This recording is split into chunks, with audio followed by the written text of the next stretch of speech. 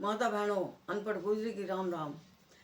ये कह देते हैं ना, अक बिना उसके कुछ वैसे ही, बिना मतलब के कोई वैसे ही नहीं कर देता। अब मैं परेशान हूँ या मैं बीमार हूँ, जब कोई बीमार होता है, जब कोई परेशान होता है, वो जब भी कहता है, एक ये खुशी और गम और सुख और दुख, ये सांद्रूप छलक जाते हैं, ये सांद्रूप दिख जाते हैं।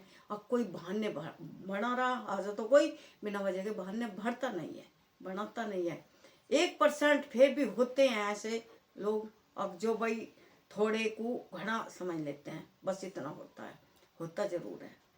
तो ये देखो, अब उसके दुख को, परेशानी को, वो अपनी को कम करके और मतलब हिम्मत कर रहा है, हिम्मत कर रहा है, हिम्मत बढ़ा रहा है, और बढ़ानी चाहिए।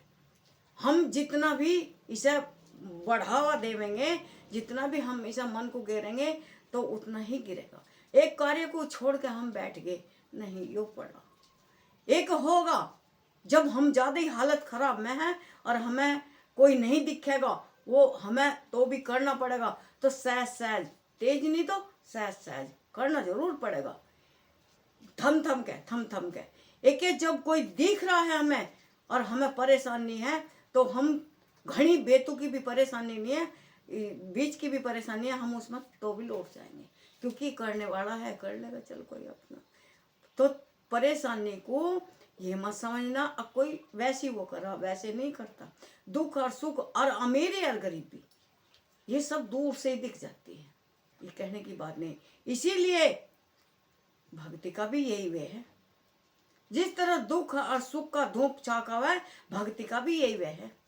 ये भक्ति का ये है, जितना भी गहराई से ले जाएगा, जितना भी गहराई से उतरेगा, उतना ही मालूम देगा, छलकेगा। क्योंकि भगवान भगत के बस में, तेरे द्वार खड़ा भगवान, भगत भर तेरे झोली।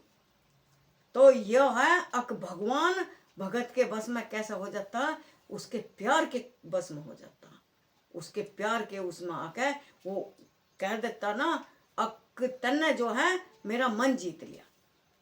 तो जिस तरह से कोई बंदा मन जीतता है, इसी तरह से भगवान का मन यो बंदा जीत लेता है।